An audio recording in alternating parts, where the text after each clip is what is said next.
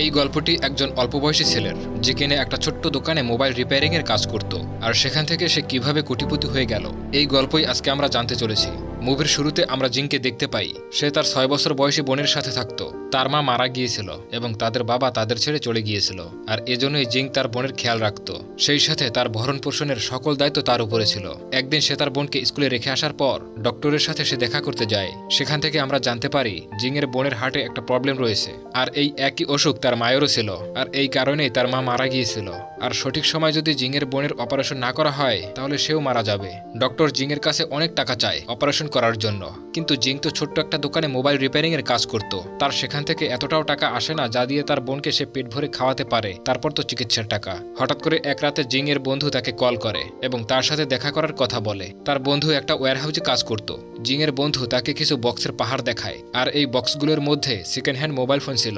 এই ওয়্যারহাউসে একজন লোক ছিল, আর ওই লোকের কোনো এক কারণে জেল হয়ে গিয়েছিল, তাই বর্তমানে এই মোবাইল এবং ওয়্যারহাউসের কোনো মালিক ছিল না। এগুলো এখানে এমনিতেই পড়েছিল।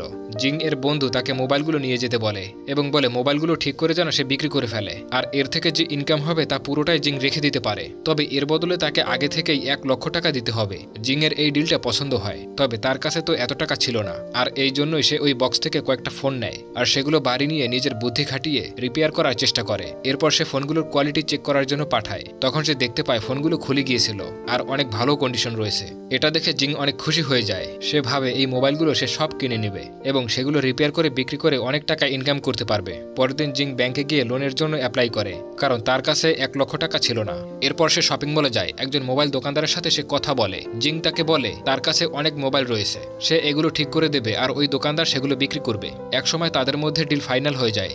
জিং তার লাভ হিসাব করে দেখে, যা ছিল 9 লক্ষ টাকার মতো, আর এটা অনেক বেশি টাকা ছিল। এতে তার বোনের অপারেশন হয়ে যাবে আর সেই সাথে তাদের একটা দোকানও হয়ে যাবে। এভাবে 2 সপ্তাহ কেটে যায়। এরপর হঠাৎই গভর্নমেন্ট থেকে একটা নতুন নিয়ম জারি করে, যেখানে সবাইকে জানানো হয় যে কোনো ধরনের সেকেন্ড হ্যান্ড ফোন আর বেচাকেনা চলবে না। যদি কেউ বিক্রি করতে গিয়ে ধরা পড়ে তাহলে তার জেল হবে, আর সেই সাথে দোকানও সিল করে দেওয়া হবে। এবং জিং ওই সব ওনারের কাছে যায় দেখা করার জন্য যার সাথে তার ডিল হয়েছিল। এই দোকানদার এখন আর জিং এর থেকে ফোনগুলো নেবে না বলে জানিয়ে দেয়। জিং মন খারাপ করে বাড়ি ফেরে, কারণ সে যে ফোনগুলো কিনেছিল সেগুলো এখন আর কেউ কিনবে না, যে কারণে এগুলোর এখন আর কোনো ভ্যালু নেই। জিং আসলে ফোনগুলোর মধ্যে 8 থেকে 10টা ফোন বিক্রি করতে পেরেছিল। আর কোনো উপায় না দেখে সে পরের দিনই একটা বড় কোম্পানিতে যায় যার নাম শাইনিং ইলেকট্রনিক্স, কারণ এটা ওই কোম্পানি ছিল যাদের ফোনগুলো সে ঠিক করে বিক্রি করছিল। তার কাছে যতগুলো ফোন ছিল তার সবই ছিল শাইনিং ইলেকট্রনিক্সের ফোন।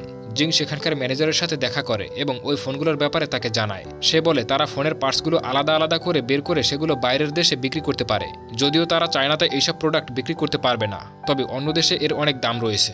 এইসব কথা শুনে ম্যানেজার তাকে বলে সে যেসব ফোন কিনেছে সেগুলো অনেক পুরনো, তাই তারা যদি সেগুলোকে কোম্পানিতে আনে তাহলে সেগুলোর পার্টস ঠিক থাকবে কিনা সেটাও একটা প্রশ্ন। তবে জিং এখানে তাকে অনেক অনুরোধ করে এবং একটা সুযোগ চায়। এতে করে ম্যানেজারটি তার কথায় রাজি হয়ে যায় এবং জিংকে একটা ফোনের পার্টস খুলে আনতে বলে কোয়ালিটি চেক করার জন্য।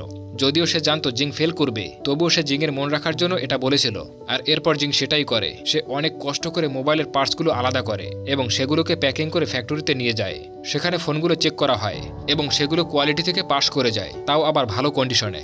জিং এতে অনেক খুশি হয়ে যায় আর রিপোর্টগুলো নিয়ে সে সেই ম্যানেজারের কাছে যায়। ম্যানেজার যখন শুনতে পায় জিংয়ের ফোনগুলোর কোয়ালিটি থেকে পাস করে গিয়েছে, তখন সে তার কথা বদলে নেয়। সে বলে সে জিংকে এমন কোনো কথাই বলেনি যে কোয়ালিটি চেকে পাস হয়ে গেলে তারা ফোন কিনে নেবে।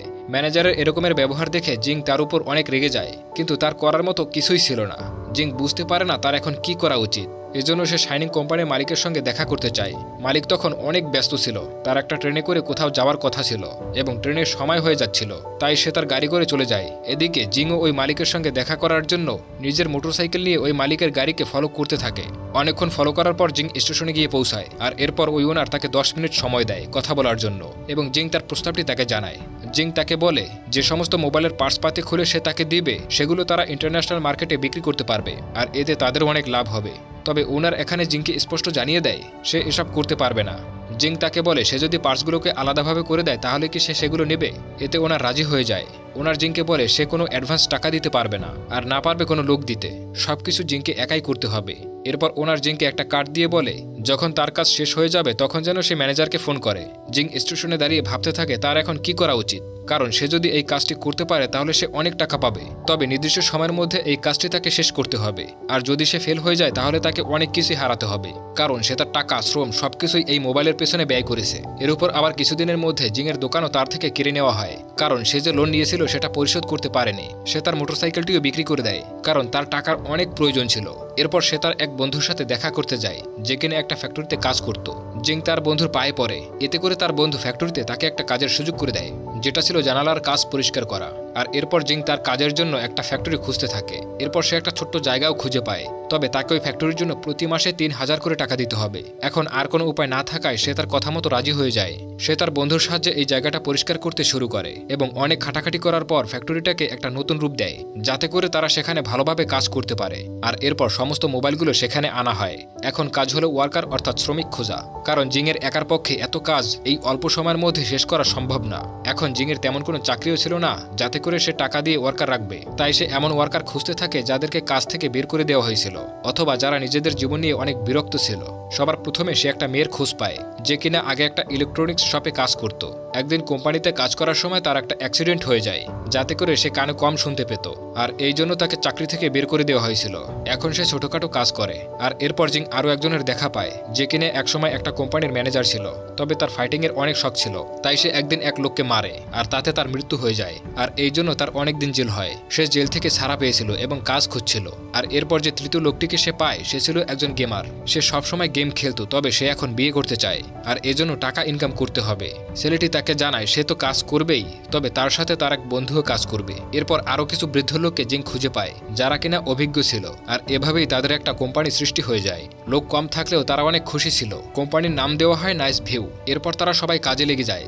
জিং দিনের বেলায় কাজ পরিষ্কার করার জন্য কাজ করত, যাতে করে সে নিজের খরচপাতি চালাতে পারে, আর রাতের বেলা সে ফোনের কাজ করত। জিংয়ের বোনের শরীর দিন দিন আরও বেশি খারাপ হয়ে যাচ্ছিল, আর এজন্য জিংকে তার বোনেরও খেয়াল রাখতে হতো। ওই গেমার ছেলেটি তার জন্য একটি মেয়ে পছন্দ করে এবং ওই মেয়েকে সে বিয়েও করে ফেলে। সবাই তারা বিয়েতে এসেছিল, এখানে সবাই এনজয় করে। জিং বিয়ের অনুষ্ঠান থেকে যখন বাইরের দিকে যায় তখন সে দেখতে পায় বাড়ির মালিক তাদের রুমের দরজায় তালা লাগিয়ে দিয়েছে এবং সেখানে নোটিশ লাগিয়ে দিয়েছিল যতক্ষণ পর্যন্ত সে না বাড়ির ভাড়া পরিশোধ করে ততক্ষণ পর্যন্ত রুম খোলা হবে না। কেননা জিং গত 3 মাস ধরে বাড়ি ভাড়া দেয়নি। এখন রাত হয়ে গিয়েছিল, জিং অনেক চিন্তায় পড়ে যায়। সে ভাবে এখন তার বোনকে নিয়ে কোথায় যাবে। এরপর সে তার বোনকে নিয়ে ফ্যাক্টরিতে চলে যায় এবং সেখানে বিভিন্ন কার্টুন জোড়া লাগিয়ে তার বোনকে বিছানা তৈরি করে দেয়, যাতে করে তার বোন আরাম করে সেখানে ঘুমাতে পারে। এখানে জিংয়ের এটা ভেবে খারাপ লাগে যে তার বোনকে এরকমের একটা স্থানে এনে রাখতে হয়েছে। এটা জানার পরেও যে তার শরীর অনেক খারাপ, তবে তার কাছে আর তো কোনো উপায়ও নেই। সে অনেক কান্না করতে থাকে, তবে কাজ করা ছেড়ে দেয় না, কারণ তাকে তার বোনের চিকিৎসা করাতেই হবে। এভাবে বেশ কিছুদিন চলে যায়। একদিন ফ্যাক্টরির ওনার তাকে বলে সে 2 মাস ধরে তার ফ্যাক্টরির কোনো ভাড়া দেয় না, তো সে যদি 7 দিনের মধ্যে ভাড়া না দেয় তাহলে এই ফ্যাক্টরি থেকে তাকে বের করে দেওয়া হবে। জিং তার কাছ থেকে কিছু সময় চায় এবং তাকে বলে সে যত তাড়াতাড়ি সম্ভব পরিশোধ করে দেবে, কিন্তু ফ্যাক্টরির ওনার তার একটা কথাও শোনে না, কারণ সে তো আর জানতো না যে জিং কি করে।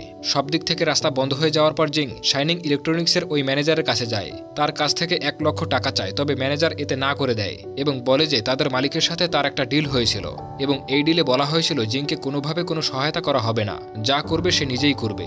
জিং বুঝতে পারে না তার কি করা উচিত। তার মায়ের কাছে করা ওয়াদার কথা তার মনে পড়ে যায়। জিং তার মাকে বলছিল যে সে তার বোনকে অনেক ভালোভাবে খেয়াল রাখবে। তো এরপর আমরা দেখি রাতে অনেক বৃষ্টি হতে থাকে, যার কারণে ফোনের উপরে যে ছাউনি ছিল তা ভেঙে পড়ে যায়। তখনই ফ্যাক্টরির মালিক চলে আসে এবং বলে সে যদি 3 দিনের মধ্যে টাকা না দেয় তাহলে এই ফ্যাক্টরি অন্য কাউকে দিয়ে দেবে। জিং ওই ওয়ার্কারদের সাথে দেখা করে এবং তাদের বলে আর মাত্র 2 সপ্তাহ রয়েছে কাজ শেষ করার জন্য। এখন পর্যন্ত সে তাদের কাউকেই স্যালারি দিতে পারেনি। সে জানে না যে আদৌ তাদের টাকা দিতে পারবে কিনা, কারণ এটা যদি ফেল হয়ে যায় অর্থাৎ কোম্পানির মালিক যদি এই মালামাল না নেয় তাহলে সে কোথায় পাবে এত টাকা। জিংয়ের বন্ধু তাকে বলে সে তাদের সবাইকে স্যালারি দিয়ে দেবে এবং তাকে চিন্তা করতে নিষেধ করে। তারা সবাই একে অপরের সাপোর্ট করতে থাকে এবং সময়ের সাথে সাথে তারা একটা পরিবারের মতো হয়ে গিয়েছিল। তারপর দেখি তাদেরকে ফ্যাক্টরি থেকে বের করে দেওয়া হয় এবং ফোনগুলো নিয়ে যে যার বাড়িতে চলে যায় এবং বাড়িতে বসেই তারা কাজ করতে শুরু করে। জিংয়ের কাছে কোনো বাড়ি ছিল না, আর এজন্য সে নার্সিং হোমে থাকতো এবং সেখানে সে মোবাইল রিপেয়ারিং এর কাজ করত। একদিন তার ছোট বোন ঘুম থেকে ওঠে, তখন সে তার ভাইকে দেখে আর ভাবে তার জন্য তার ভাই কতই না কষ্ট করছে। এভাবেই অবশেষে 2 সপ্তাহ কেটে যায় এবং সময়ের মধ্যেই জিংদের সব কাজ শেষ হয়ে যায় এবং এরপর সমস্ত পার্টসগুলো নিয়ে যাওয়া হয় কোয়ালিটি চেক করার জন্য। কোয়ালিটি চেক করার পর তাদের পুরো টিমকে ডাকা হয় শাইনিং ইলেকট্রনিক্সের অফিসে। ওনার তাদেরকে অভিনন্দন জানায়, কারণ তাদের সমস্ত পার্টসগুলো কোয়ালিটি চেকে পাস হয়ে গিয়েছিল এবং তারা তাদের সময়ের মধ্যেই সব কাজ শেষ করতে পেরেছিল। এখানে ওনার তাকে একটা প্রস্তাব দেয়। সে বলে সে তার কোম্পানিকে 2 বছরের জন্য কন্ট্রাক্ট নিতে চায়। এ কথা শুনে জিং অনেক খুশি হয়ে যায়। এভাবে অনেক কষ্টের পর জিং তার কাজে সফল হয়। এরপর 1 বছর পেরিয়ে যায়। আমরা দেখতে পাই জিং তার বোনের অপারেশন করতে পেরেছে এবং এখন সে সম্পূর্ণভাবে সুস্থ। তার সাথে দেখা করার জন্য ফ্যাক্টরির সব ওয়ার্কাররা এসেছে। তারা সবাই জিংয়ের বোনের জন্য অনেক খুশি ছিল। সেই সাথে তাদের সকলের জীবন এখন অনেক সুন্দর হয়ে গিয়েছে।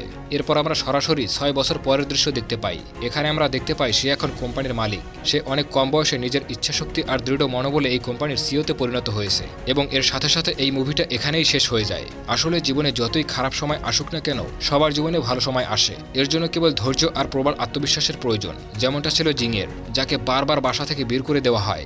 নিজের বোনের চিকিৎসাও করাতে হবে। এত কিছু ডিপ্রেশন মাথায় নিয়েও সে নিজের কাজ থামিয়ে রাখেনি। তার আত্মবিশ্বাস ছিল সে সফল হবেই।